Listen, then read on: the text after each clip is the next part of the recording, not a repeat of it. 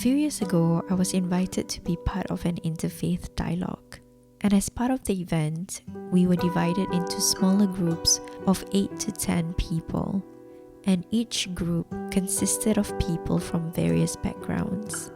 In mine were a Christian, a Buddhist, an atheist, 3 Muslims including me, and the brother who is, and I quote, confused but leaning towards living Islam.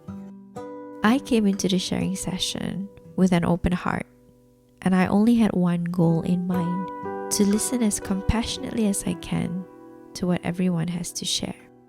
And I wanted to listen because I'm a huge believer that I can always learn something from anybody whom Allah SWT has placed in our lives. And that day, the biggest teacher of all for me is the brother who was contemplating on leaving the deen.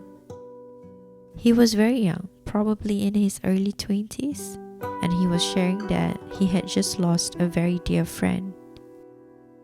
He shared that because of his friend's death, he was grieving really badly. But more than that, I could see that he was struggling so much within himself. He shared with us that he kept on rationalizing in his mind that if he was a good Muslim, he shouldn't be grieving. That if he was a good Muslim, he should accept the qadr of Allah. He kept saying, I cannot be sad, I cannot cry. When he said that, my heart broke into a million pieces for him. The group went a little silent, so in my small voice I said, but you do know that Islam doesn't stop you from being sad, right? Islam doesn't say you can't cry, nor that you can't feel. In fact, I think you crying is actually a mark that your heart is very much alive. And having a heart that is alive is crucial in being a good Muslim. Because I don't think one can be close to Allah if one's heart is numb. He looked at me, slightly surprised from the things he just heard, and somewhere in his eyes I saw relief. I've never seen someone so sincere in wanting to be a good Muslim than this brother I've met. This brother who is so afraid that he might be going against the decree of Allah just by feeling sad.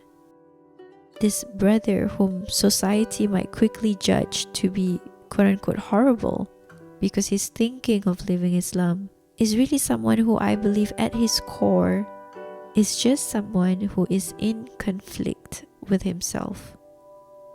Because everybody is telling him he is undeserving to be Muslim just because he's asking questions about the deen.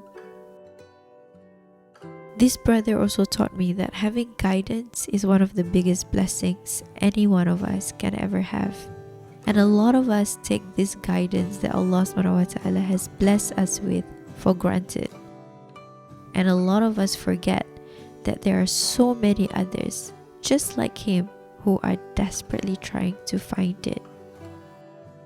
This brother taught me that I have not been striving hard enough to please Allah.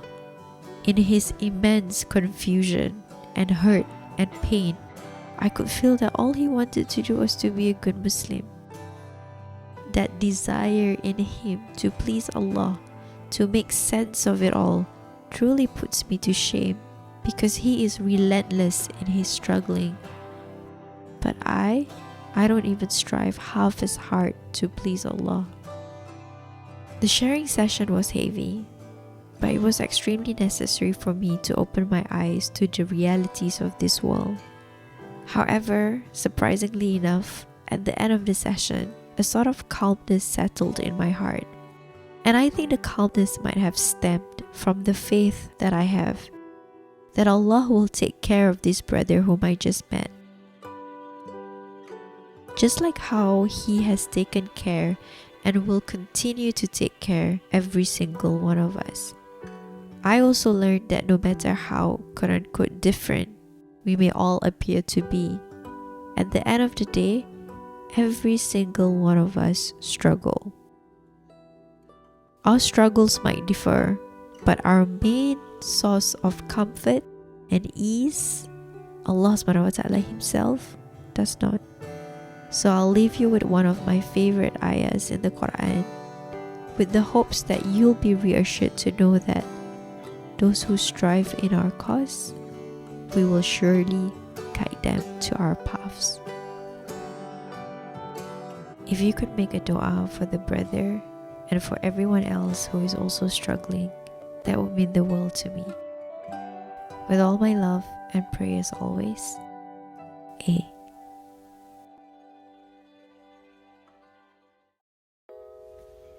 Salam! Thank you so much for watching this video. If you've enjoyed it, do check out some of my other videos as well. And if you'd like to hear more from me, you can subscribe for my free Tuesday love letters, where I share my personal reflections that I send out every week at aidaazlin.com. Until next time, hey.